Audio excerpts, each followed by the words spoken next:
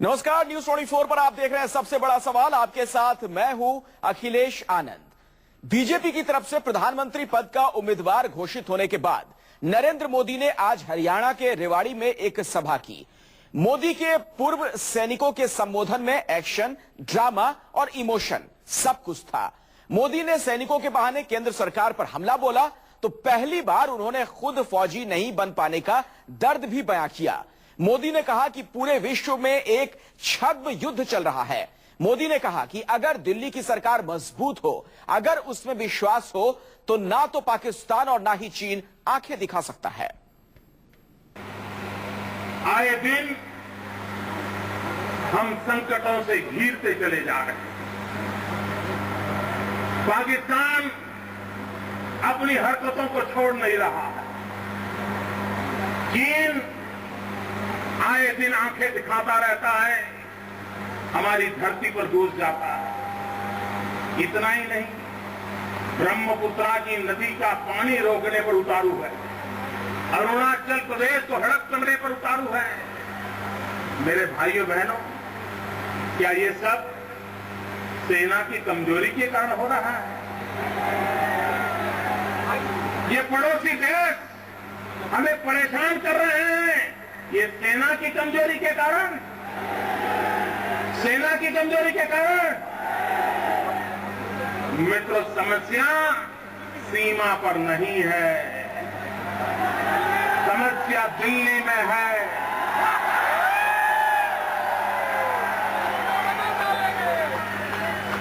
और इसलिए इस समस्या का समाधान भी हमें दिल्ली से खोजना पड़ेगा। भारत के रक्षा मंत्री संसद में खड़े होकर के ये कहें कि पाकिस्तानी सेना के कपड़े पहन करके कोई आए थे, कितनी बड़ी पीड़ा होती होगी, उन शहीद परिवारों को कितनी पीड़ा होती होगी, देश की रक्षा के लिए तैनात लाखों जवानों को कितनी पीड़ा होती होगी, 125 करोड़ देशवासियों को कितनी पीड़ा होती होगी। लेकिन भाइयों बहनों, दिल्ली में बैठी हुई सरकार, इसको इसकी परवाह नहीं, उसको इसकी चिंता नहीं। उसके लिए तो ऐसी घटनाएं घटती रहती हैं। जो जनता के चुने हुए प्रतिनिधि मंत्री परिषद में बैठे हुए व्यक्ति ये बयान दे दें कि सेना में तो लोग मरने के लिए ही तो जाते हैं, इससे बुरा कोई व्यवहार नहीं हो सकता है। इससे बड़ा सेना के जवानों का अपमान इस देश में किसी राजनीतिक दल ने नहीं किया होगा, किसी राजनेता ने नहीं किया होगा। जो अपमान, अगर आप आंसू नहीं बहा पाते हो तो मत बहाओ। आपके हृदय में पत्थर बसे हो तो बसने दो, लेकिन मेरे देश के लिए जीने मरने वाले सैनिकों का अपमान मत करो। पाकिस्तान के हुक्मरानों से मैं साफ साफ शब्दों में कहना चाहता हूं, बांग्लादेश हो, हिंदुस्तान हो या पाकिस्तान हो, हमें अगर लड़ाई लड़नी है तो लड़ाई गरीबी के खिलाफ लड़नी चाहिए। हमें अगर लड़ाई लड़नी है तो लड़ाई अशिक्षा के खिलाफ लड़नी चाहिए। हमें अगर लड़ाई लड़नी है तो अंधश्रद्धा के खिलाफ लड़नी चाहिए। वोट बैंक की राजनीति, ये वोट बैंक की राजनीति का खेल इतना घिनौना हो गया है। चप्पे चप्पे पर वोट बैंक की राजनीति की दुर्गंध आती है, बू आती है। टुकड़े टुकड़ों में समाज को तहस नहस कर दिया गया। और जो दिन रात सेकुलरिज्म के छाता ओढ़ करके वोट बैंक की राजनीति करके समाज को टुकड़ों टुकड़ों के बांटने की कोशिश में लगे हैं, उन राजनेताओं से मैं कहना चाहता हूं उन बुद्धिजीवियों से कहना चाहता हूं, अगर सच्चा सेक्युलरिज्म देखना है, एक बार हमारी सेना के देखो। हम राजनेताओं को अगर सेक्युलरिज्म सीखना है तो हमारी भारत की सेना से हम सीख सकते हैं। मैं आज सार्वजनिक रूप से देश के सेना के जवानों की तरफ से, देश की सेना के पूर्व जवानों की तरफ से भारत सरकार से मांग करता हूं कि 1 रैंक 1 पेंशन के संबंध में क्या स्थिति है, उसका व्हाइट पेपर घोषित करें। तो सेना के बहाने केंद्र सरकार पर जमकर हमला बोला नरेंद्र मोदी ने। उन्होंने यह भी बताया कि कैसे वो पैसे के अभाव में फौजी नहीं बन पाए। मोदी ने कहा कि जब वो छोटे थे तो एक साथ उन्होंने 2 रुपए भी कभी नहीं देखे। और क्या क्या कहा मोदी ने, सुनिए आप। मित्रों, आज मैं कुछ अपनी बात भी बताने का मेरा मन करता है। मैं 4वीं कक्षा का छात्र था, गरीब परिवार से था, 2 रुपये एक साथ कभी देखे नहीं थे। लाइब्रेरी में अखबार के अंदर एक इश्तिहार पड़ा था और उसमें लिखा था कि गुजरात के जामनगर के पास बालाछड़ी में एक सैनिक स्कूल है। मैं 4वीं कक्षा में 2 रुपये जमा किए और 2 रुपये जमा करके मैंने जिंदगी में पहली बार पोस्ट ऑफिस देखी। देश की सेवा करना मतलब सेना में जाना। प्रोस्पेक्टस आ गया, मैंने एक दूसरे टीचर की मदद की, भर करके भेज दिया। अब उसके एग्जाम के लिए मुझे जाना था, टिकट के पैसे चाहिए। मेरा वो सपना टूट गया, मैं नहीं जा पाया। सैनिक स्कूल में जाना चाहता था, नहीं जा पाया। और ये जामनगर की बालाछड़ी की वो सैनिक स्कूल है जहां आपके मुख्यमंत्री हुड्डा जी भी वहीं पड़े हुए हैं। ये हुड्डा जी ने गुजरात का नमक बहुत खाया है। आज जब मैं आपके बीच आया हूं तब सुबह सुबह एक अच्छी खबर सुनने को मिली।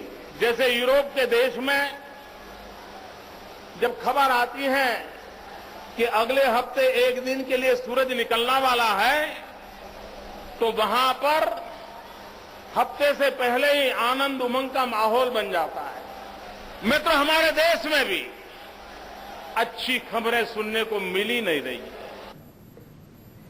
हरियाणा के रेवाड़ी में पूर्व सैनिकों की रैली में बीजेपी के पीएम पद के उम्मीदवार नरेंद्र मोदी पहुंचे। रेवाड़ी में उनका जोरदार स्वागत हुआ। मोदी को सुनने के लिए रैली में बड़ी संख्या में लोग भी जमा हुए।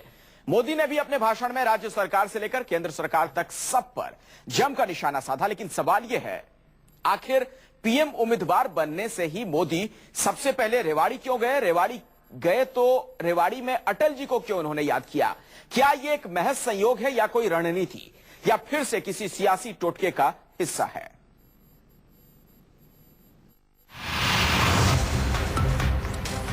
पीएम उम्मीदवार बनते ही सबसे पहले रेवाड़ी क्यों गए मोदी? ये हरियाणा की धरती ने दिल्ली की सल्तनत को आज ललकारा है। क्या वाजपेयी के सियासी टोटके अपना रहे हैं नरेंद्र मोदी? अटल जी के साथ भी अनेक रैलियों में आने का अवसर मिला। मैंने आखिरी एक रैली यही रेवाड़ी में अटल जी के साथ की थी। क्या है रेवाड़ी और देश के प्रधानमंत्री की गद्दी का कनेक्शन?